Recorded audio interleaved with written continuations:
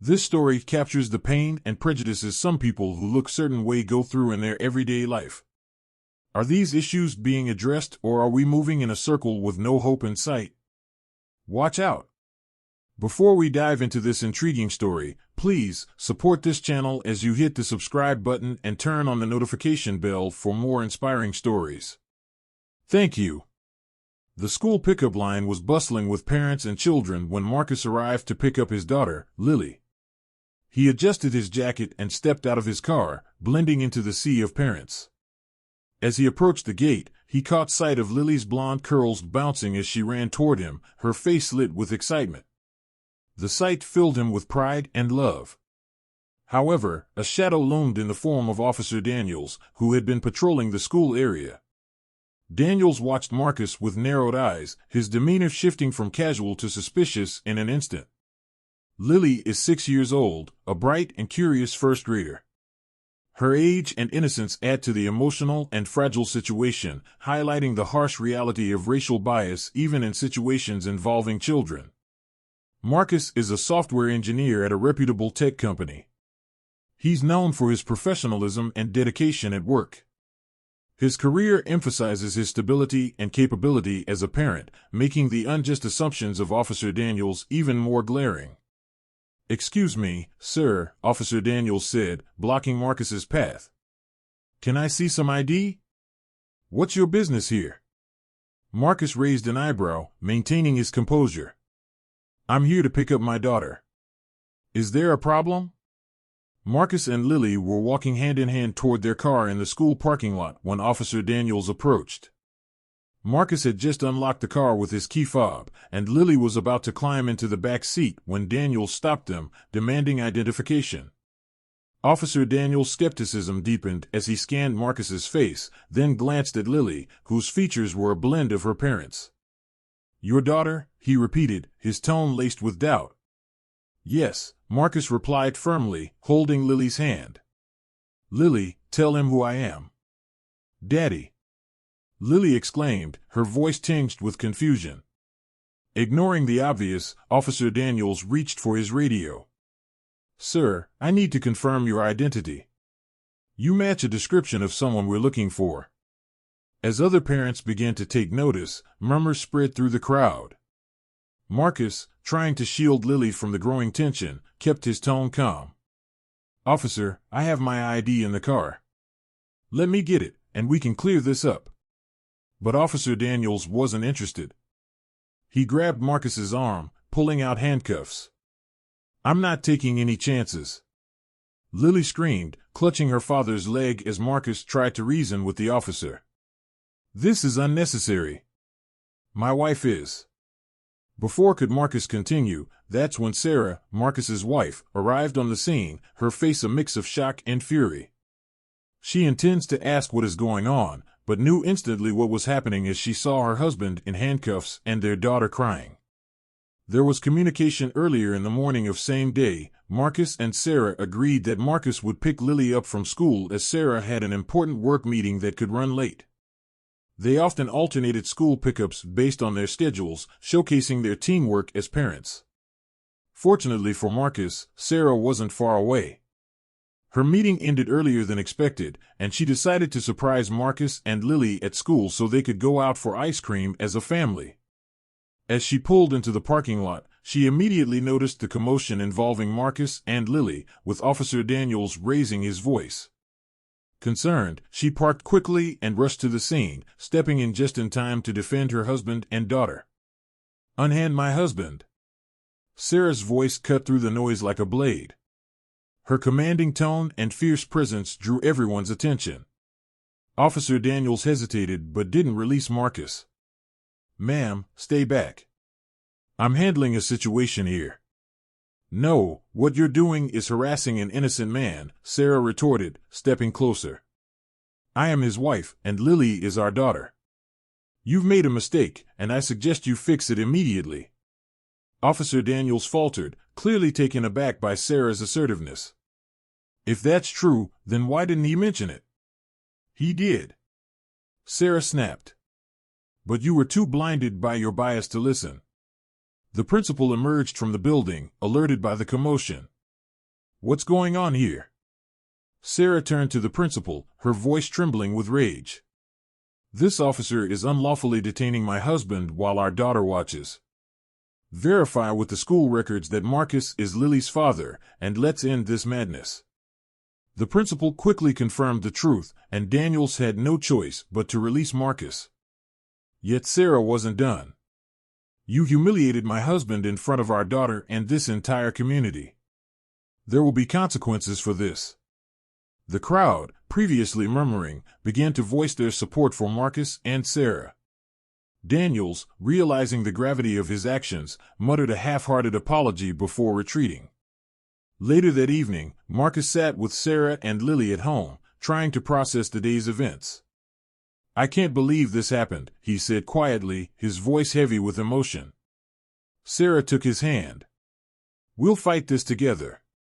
Officer Daniels needs to be held accountable, not just for you, but for everyone he's treated unfairly. The couple decided to take action, reaching out to local activists and their attorney. They also made a public statement, using their experience to highlight systemic issues and call for change. In the weeks that followed, the story gained traction. The police department's initial reaction to the profiling incident was defensive and dismissive. They issued a standard statement, claiming the officer was just doing his job and that the incident was a misunderstanding. However, Marcus's calm demeanor, Lily's visible distress, and Sarah's firm rebuttal to Officer Daniels made it clear that this was a case of racial profiling. The police department showed reluctance to reprimand Officer Daniels. He was placed on administrative leave pending an internal investigation, which many in the community viewed as a way to diffuse public outrage rather than a sincere effort to address the issue. Sarah's social media post, which included a detailed account of the incident, went viral, attracting more media attention and public outcry. Community members rallied around the family. This forced the department to take the matter more seriously. After community leaders, activists, and media scrutiny pressured the department, they publicly acknowledged the mistake. Officer Daniels received a formal reprimand and mandatory sensitivity training, but many, including Marcus and Sarah, felt the actions were insufficient. The department also pledged to implement new training initiatives to combat racial profiling.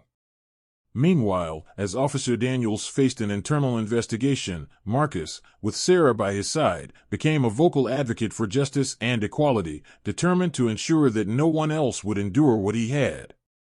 Through their struggle, Marcus and Sarah grew closer, their bond strengthening as they fought for what was right.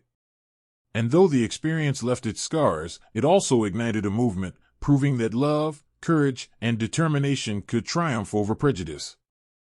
Months passed, and Marcus and Sarah's story became a catalyst for widespread change within their community. Their decision to speak out resonated deeply, drawing attention to the racial profiling and injustice that many had silently endured.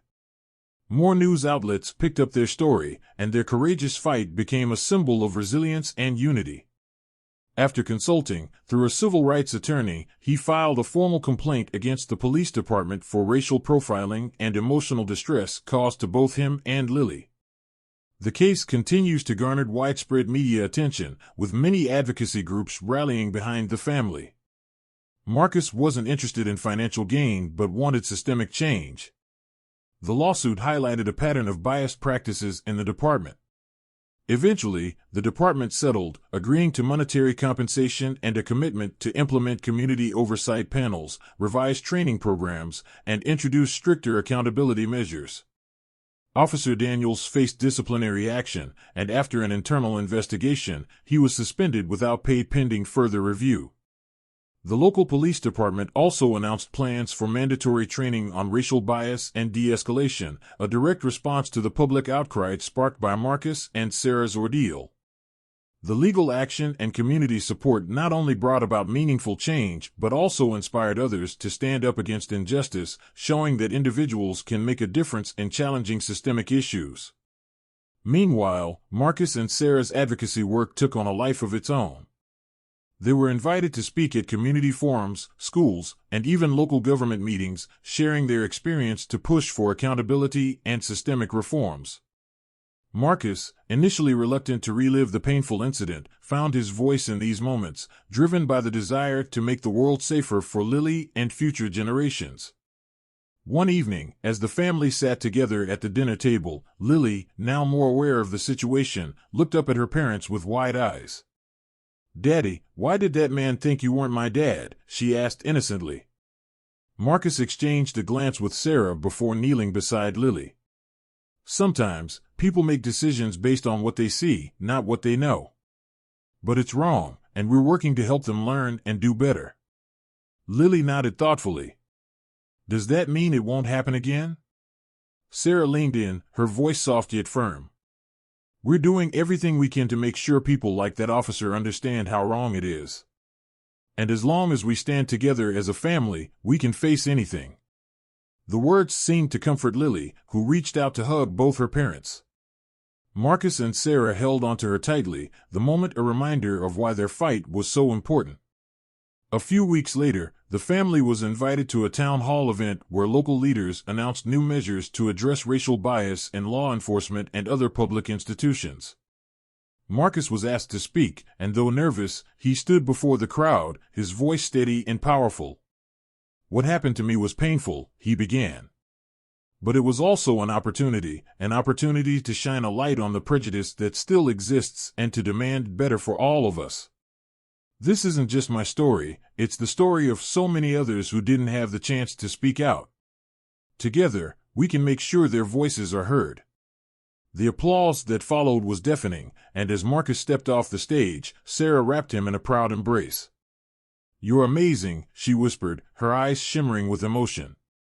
Their story didn't just inspire their community, it ignited a ripple effect, encouraging others to come forward with their own experiences and fostering a collective determination to create a more just society. Thank you for watching. Please like, share, and subscribe to Home of Stories TV. And do not forget to turn on the notification bell for more inspiring stories. Drop your comments below, let us know your thoughts.